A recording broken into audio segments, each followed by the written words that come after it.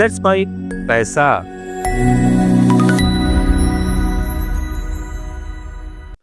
नमस्कार दोस्तों, let's mic पैसा में मैं मनीष आप सबका स्वागत करता हूं। दोस्तों, आज के इस वीडियो में हम बात करने वाले हैं कि FD, bank fixed deposit, mutual funds और सीनियर सिटीजन सेविंग स्कीम्स में क्या फर्क है।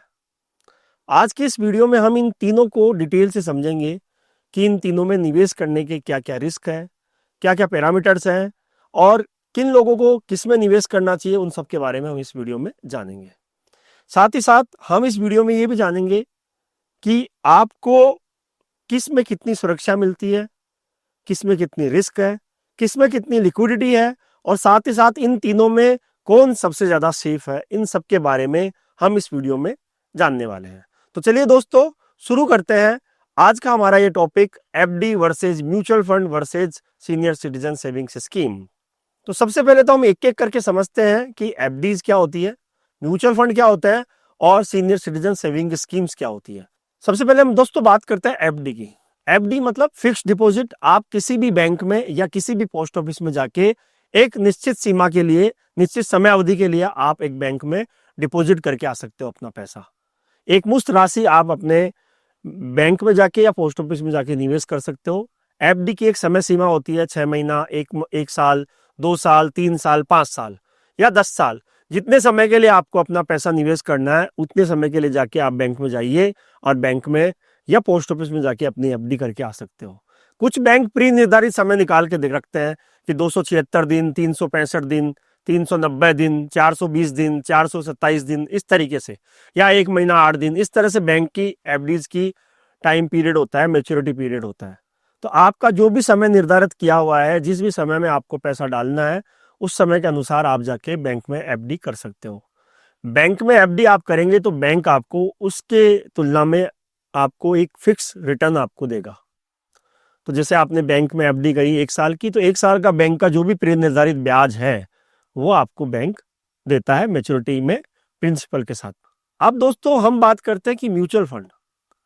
म्यूचुअल फंड क्या होता है? म्यूचुअल फंड एक ऐसा फंड होता है जिसके अंदर बहुत सारे इन्वेस्टर्स पैसा डालते हैं और बहुत सारे जब इन्वेस्टर पैसा डालते हैं तो एक क्यूमुलेटिव पैसा इकट्ठा होता है फंड मैनेजर के पास। और फंड मैनेजर जो होता है वो एक एक्सपीरियंस बंदा होता है जो कि आपके पैसे के बिहाफ पे उस पैसे को अलग अलग शेयर्स में लगाता है या उस म्यूचुअल फंड स्कीम की जो भी ऑब्जेक्टिव है उसके अकॉर्डिंगली फंड मैनेजर उसमें पैसा लगाता है। तो ये होता है म्यूचुअल फंड। अब म्यूचुअल फंड के अंदर क्या होता है कि कोई समय निर्धारित नहीं होता।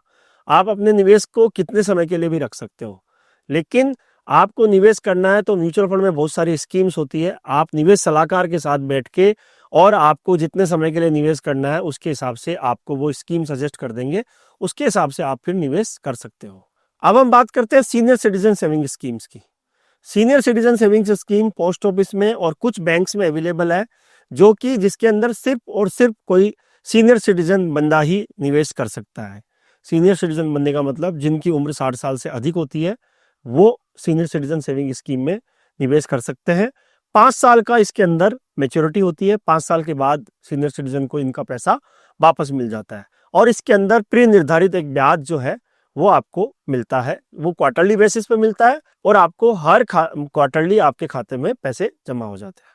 तो दोस्तों, अब हमने इन तीनों प्रोडक्ट के बारे में बेसिक समझा कि FD, senior citizen saving scheme और म्यूचुअल फंड क्या होते हैं।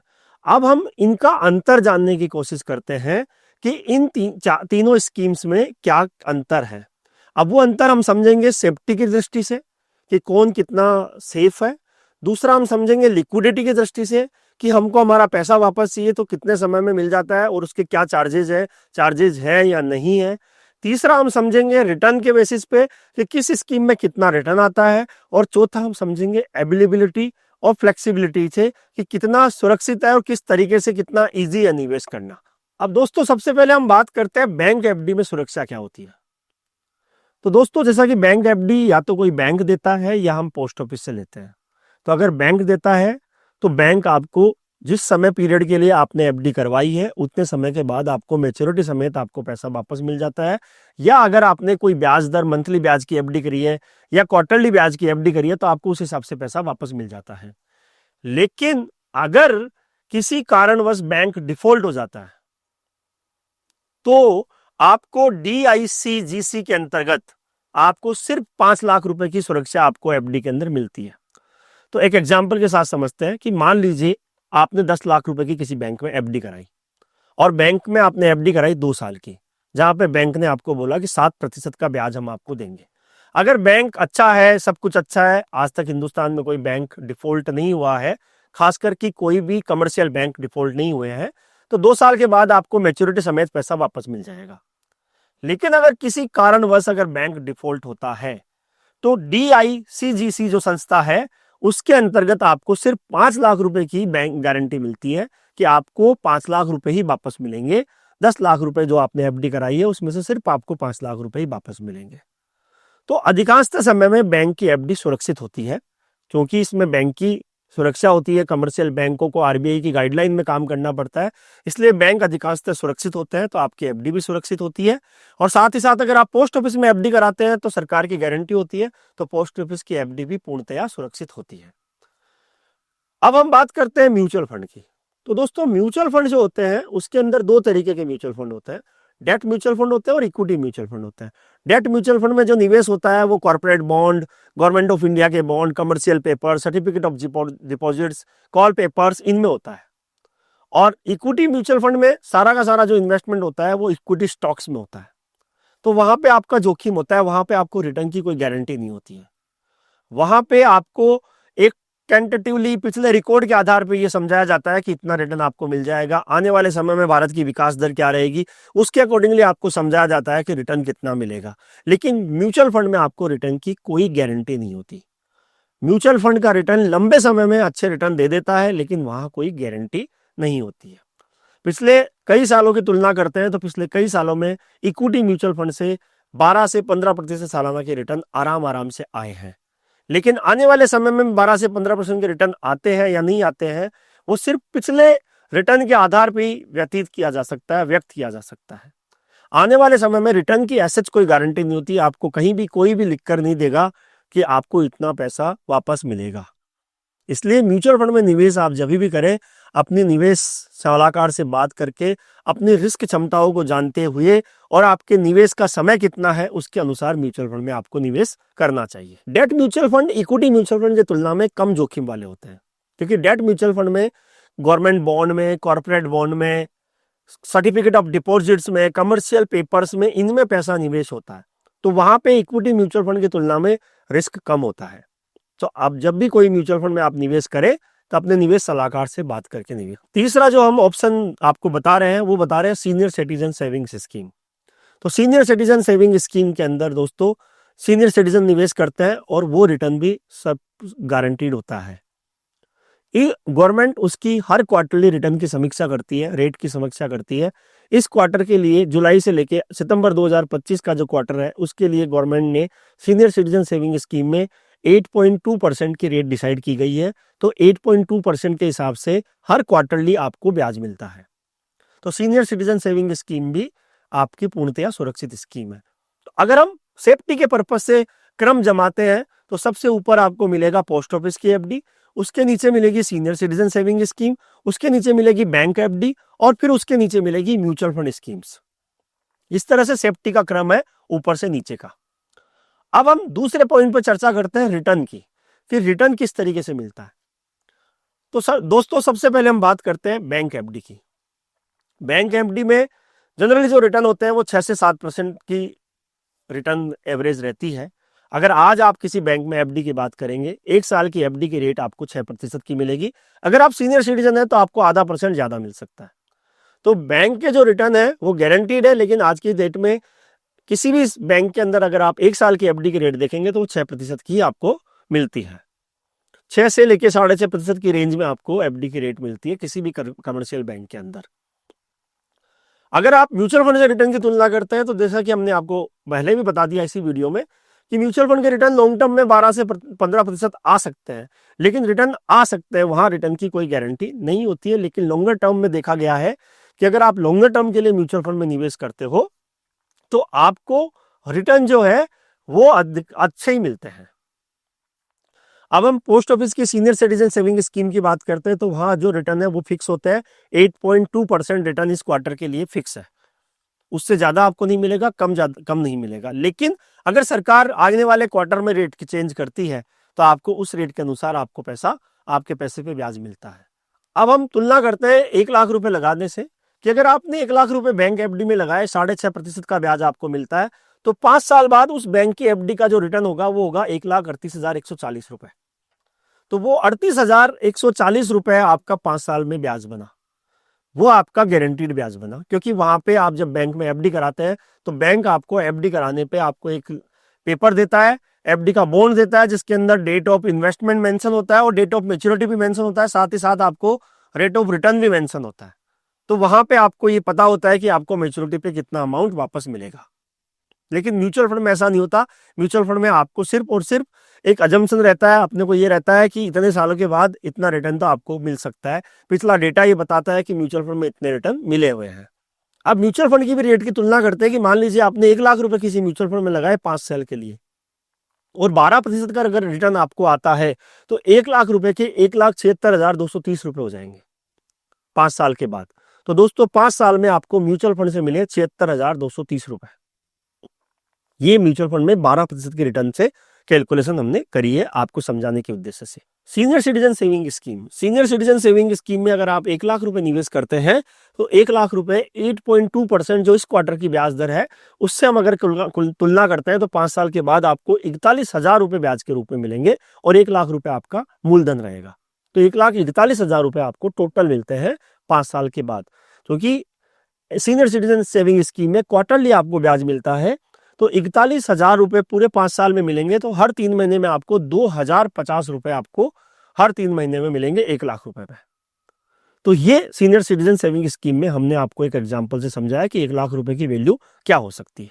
अब इससे निष्कर्ष क्या निकलता है कि म्यूचुअल फंड में रिटर्न सबसे ज्यादा हो सकता है 1,76,230 रुपए 12% की रिटर्न की कैलकुलेशन से, जबकि सीनियर सिटीजन सेविंग स्कीम में 1,41,000 और एफडी में 1,38,140 रुपए आपको मिलेंगे।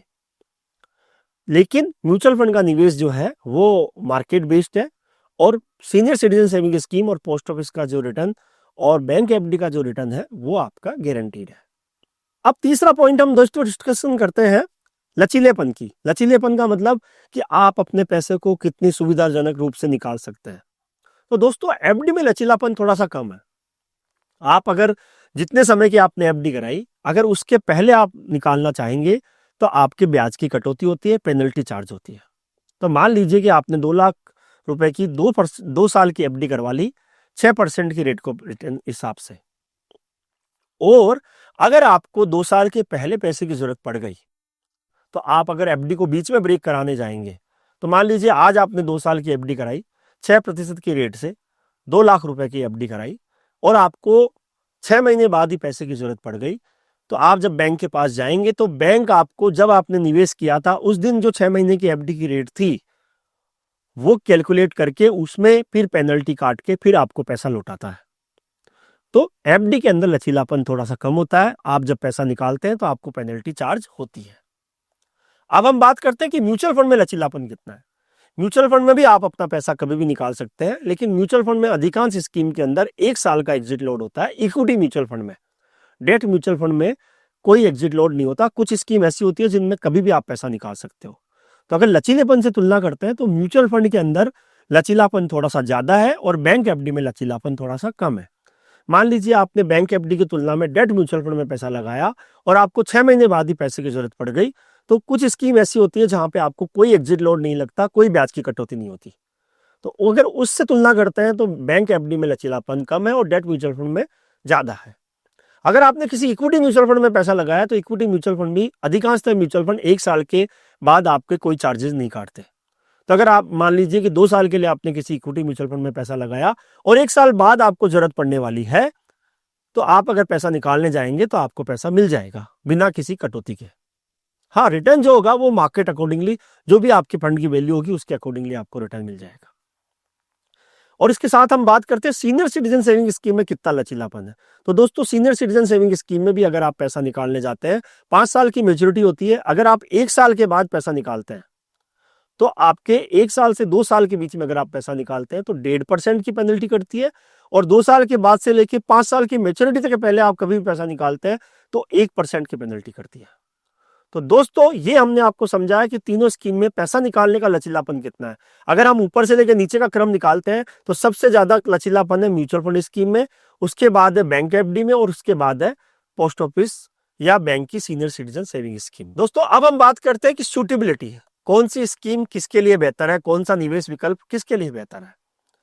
अगर आप सुरक्षित रिटर्न चाहते हैं, अगर आपको मार्केट के उतार चढ़ाव पसंद नहीं है, अगर आपको रिटर्न कम में आप संतुष्ट रहते हैं, तो आपको बैंक एफडी के साथ जाना चाहिए। और अगर आप 60 साल से नीचे के हैं तो आप बैंक एफडी के साथ जा सकते हैं, जहां पे आपको रिटर्न सुरक्षित मिलेंगे, गारंटीड मिलेंगे, और आपको रिटर्न आपके मार्केट के उतार चढ़ाव से वहां पे कोई लेना देना नहीं होगा। लेकिन दोस्तों, साथ ही साथ आप ये भी समझने की कोशिश कीजिएगा कि इन्फ्लेशन जो होता है, महंगाई जो होती है, उसको भी आपको कंसिडरेशन करना जरूरी है अपने निवेश में। इसलिए कभी भी निवेश करने से पहले निवेश सलाहकार से जरूर बात कीजिए। तो बैंक एफडी में सुटेबिलिटी है कि आप अगर 60 वर्ष से नीचे के हैं या 60 वर्ष के बाद के भी हैं, और अगर आप पैसा लगा सकते हैं, किसी भी एज ग्रुप का बंदा, आप सुरक्षित रिटर्न चाहते हैं, सेफ्टी रिटर्न चाहते हैं, आपको रिस्क पसंद नहीं है, तो आप बैंक एफडी के साथ जा सकते हैं। लेकिन अगर आप थोड़ी सी रिस्क ले सकते हैं, थोड़ा सा रिस्क एपेटाइट आपका बढ़ा सकते हैं, आपका लंबे समय का टारगेट है कि आपको लंबे समय में पैसा चाहिए, तो फिर आप म्यूचुअल फंड में निवेश कर सकते हैं। म्यूचुअल फंड में लॉन्ग टर्म में रिटर्न अच्छे आते हैं, और आप अगर थोड़ी सी रिस्क ले सकते हैं, थोड़े से रिटर्न आपको ज्यादा चाहिए, तो फिर आप म्यूचुअल फंड के रूप में अपने विकल्प को चुन सकते हैं। अगर आप सीनियर सिटीजन है, अगर आपको सेफ रिटर्न चाहिए, अपने क्वार्टरली ब्याज चाहिए, तो आप सीनियर सिटीजन सेविंग स्कीम के साथ जा सकते हैं। आपको अगर आप से वीआरएस लिया हुआ है और आप 55 साल के हैं या उससे ऊपर के हैं, और अगर आपको सेफ रिटर्न चाहिए, क्वार्टरली ब्याज चाहिए, तो आपको सीनियर सिटीजन सेविंग स्कीम के साथ जाना चाहिए। तो दोस्तों, ये हमने आपको सुटेबिलिटी बताई तीनों निवेश ऑप्शंस में। तो दोस्तों, अगर आपको थोड़ा सा रिस्क बढ़ा सकते हैं, थोड़ा सा रिटर्न लेने की कैपेसिटी, रिस्क लेने की कैपेसिटी बढ़ा सकते हैं, थोड़ा सा रिटर्न ज्यादा चाहिए, तो आपको म्यूचुअल फंड प्रेफर करना चाहिए। लेकिन कोई भी निवेश करने से पहले अपने निवेश सलाहकार से जरूर बात करें। अब दोस्तों, हम जो अगला कंपैरिजन करेंगे वो करेंगे टैक्स से, कि अगर आप बैंक एफडी कराते हैं, अगर आप सीनियर सिटीजन सेविंग स्कीम में निवेश करते हैं, या फिर आप म्यूचुअल फंड में निवेश करते हैं, तो आपके टैक्सेशन किस तरह से होता है। तो दोस्तों, अगर आप बैंक एफडी में निवेश करते हैं, तो बैंक एफडी का जो भी ब्याज बनता है वो आपकी इनकम स्लैब के अकॉर्डिंगली उस पर टैक्स लगता है। तो एक एग्जाम्पल के साथ समझाता हूं कि मान लीजिए आपने बैंक एफडी कराई 10 लाख रुपए की, और 10 लाख रुपए पे 6% आपको ब्याज मिलता है, तो आपको 1 साल के बाद 60,000 रुपए ब्याज बन गया। वो आपका 60,000 रुपए आपकी इनकम में जुड़ जाएगा। तो मान लीजिए आपकी सालाना आय 8 लाख रुपए है, तो वो 60,000 रुपए आपकी इनकम में और जुड़ के आपके टोटल सालाना आय 8,60,000 रुपए हो जाएगी, और आपको उसके हिसाब से टैक्स लगेगा। बैंक एफडी में जो ब्याज होता है वो आपकी इनकम स्लैब के अनुसार उस पर टैक्स लगता है, फिर आप चाहे किसी भी इनकम स्लैब में आ रहे हो। अगर आप सीनियर सिटीजन सेविंग स्कीम में जाते हैं, तो उसका ब्याज भी टैक्सेबल है, और वो भी आपकी इनकम स्लैब के अनुसार ही उस पर भी ब्याज लगता है। लेकिन अगर आप म्यूचुअल फंड के साथ जाते हैं, और अगर आप इक्विटी म्यूचुअल फंड में निवेश करते हैं, तो इक्विटी म्यूचुअल फंड का निवेश का जो टैक्सेशन है वो इन दोनों से थोड़ा सा अलग है। अगर आप इक्विटी म्यूचुअल फंड स्कीम में जाते हैं और 1 साल के बाद अपना पैसा निकालते हैं, तो इनकम टैक्स के हिसाब से 1 साल के बाद आपको 1,25,000 रुपए तक का जो गेन है वो आपका टैक्स फ्री होता है, और 1,25,000 के ऊपर अगर आपके कोई गेन बना है, तो उस पर आपको 12.5% का टैक्स देना पड़ता है। मान लीजिए आपने 10 लाख रुपए म्यूचुअल फंड में लगाए, और 12% का रिटर्न अगर आपको आता है, तो 10 लाख रुपए का 12% के हिसाब से तो 1,20,000 आपका कैपिटल गेन बना, और आपने 1 साल के बाद उस स्कीम में से पैसा विड्रॉल कर लिया। तो आपने 10 लाख रुपए लगाए थे, 1,20,000 रुपए आपका कैपिटल गेन बना, और आपने वो पूरा का पूरा विड्रॉल कर लिया। तो फाइनेंशियल ईयर, उस फाइनेंशियल ईयर में अगर आपको 1,20,000 रुपए का कैपिटल गेन हुआ, तो सरकार के नियम के अनुसार, इनकम टैक्स के नियम के अनुसार 1,25,000 रुपए तक का कैपिटल गेन आपका फ्री है, तो आपका पूरा का पूरा कैपिटल गेन फ्री हो गया, तो आपको उस पर कोई भी टैक्स नहीं देना। तो अगर टैक्सेशन पॉइंट ऑफ व्यू से मैं आपको समझाऊं तो इक्विटी म्यूचुअल फंड थोड़े से बेहतर होते हैं, बैंक एफडी और पोस्ट ऑफिस थोड़े से कम बेहतर होते हैं। इक्विटी म्यूचुअल फंड में 1,20,25,000 रुपए तक के आपके टैक्स नहीं लगेगा, जबकि बैंक एफडी और सीनियर सिटीजन सेविंग स्कीम में आपका ब्याज जितना भी बना है वो आपकी इनकम में जुड़ जाएगा और उसके अनुसार आपके टैक्स लगेगा। तो दोस्तों, अब हमने आपको इन तीनों के बारे में विस्तार से समझाया कि बैंक एफडी कितनी सुरक्षित है, म्यूचुअल फंड कितने सुरक्षित है, सीनियर सिटीजन सेविंग स्कीम में क्या होता है, किस तरह से आप निवेश कर सकते हो, क्या इसमें रिटर्न मिलता है, कितनी आपको फ्लेक्सिबिलिटी मिलती है, क्या क्या स्विचेबिलिटी है, ये सब हमने आपको इस वीडियो में समझाने का प्रयास किया है। और क्या आपको इसमें टैक्स लगता है जो भी आप रिटर्न कमाते हो उस पर। तो आशा करूंगा कि आपको ये वीडियो पसंद आया हो, आपकी जानकारी का ये वीडियो होगा। अगर आपका ये पसंद आया हो तो आप इसको लाइक कीजिएगा, अपने दोस्तों के साथ शेयर कीजिएगा और हमारे चैनल को सब्सक्राइब भी कीजिएगा।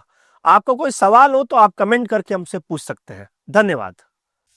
आप सुन रहे थे let's mic more than radio. Follow कीजिए हमें हमारे सोशल मीडिया प्लेटफॉर्म्स पर। It's time for news. It's time for more than radio. Presenting the first radio news app, Let's Mic. Let's Mic, a news-based app on your phone where you get to watch and listen news, talk shows, interviews, radio show podcasts. On Let's Mic, you get all relevant information of TV, print, radio, podcast, and digital. Let's Mic talks about every segment of life.